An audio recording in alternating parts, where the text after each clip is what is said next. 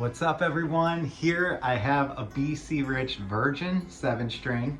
It's a gloss black body right now. In this video, I'm gonna be showing you how I turn this gloss black finish into a matte black finish. Just a couple steps of what we're gonna do. We're pretty much just gonna scuff up this existing finish and then we're gonna hit it with some matte clear coat. It's totally flat. I think maybe like a 5 sheen, which is like the flattest I could possibly find, you know? So we are gonna have to address a couple spots on this body. You know, there's some chips and, you know, that's pretty expected. I'm sure anyone who owns guitars like this, it's almost impossible to not ding these up. So I used to be a big Warlock fan and it's very hard to preserve these horns. So we're gonna address that. We're gonna, you know, do a little bit of touch up on those. Some of the dents I might fill with some CA glue just to, you know, so they're no longer dents. And then sanded flat, we'll hit it with some matte clear coat. And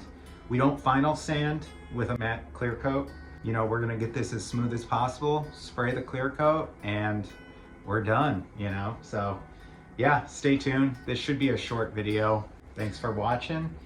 I'll show you when it's finished. All right guys, we are ready to paint this BC Rich Virgin. As you can see, scuff sanded the entire body. Now, typically the goal for this, I was just gonna add a matte clear coat over this because that would work out perfectly. I wouldn't have to paint it. However, I did go in and I fixed all of the chunks that were taken out of this guitar. I wish I would have gotten some better before footage so you could actually see. But now this guitar is virtually, I don't want to say perfect, but it looks new. You know, it doesn't look beat up like it was. Let me see if I can get you in. I don't know if you could see that right there. I know it kind of looks atrocious. This was all like chipped in and now it actually follows the bevel. Anyway, we are just gonna start spraying some matte black onto this guy. So I am using Rustoleum Automotive Touch-Up. It's a primer and paints, universal matte black. I'm gonna top coat this with lacquer. I have used stuff like this with lacquer, and as long as I let this completely cure, I've had no problems with it. This is pretty much what we're going for anyway, so this is what we're gonna use. I just shook this up, gonna put on the mask and get to it. Throw a filter in there. God, you hear my neighbors. Always wear a respirator.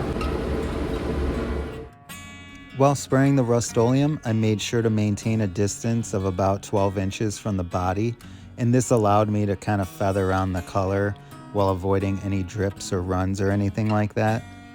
And as with all spraying techniques, I made sure to overlap each pass by about 50%.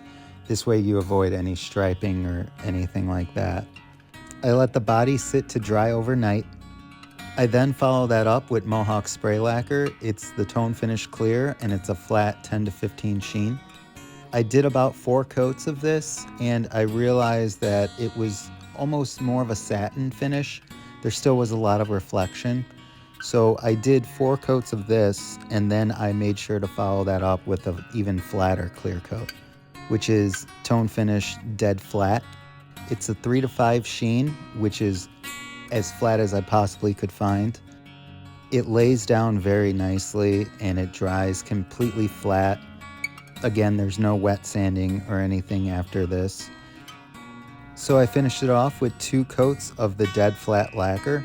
And it's really cool, as you see it dry, it turns more flat and matte. And these are the results. This is how it turned out once it was all dry. I'm very happy with how this finish came out. It's so cool. The finish really accents all the contours of the body. As you could see, there's virtually no reflection from my hand. It is a true flat finish. Thanks again for watching, and if you are going to tackle this yourself, feel free to comment down below if you have any questions. And thanks again for watching. I'll see you next time.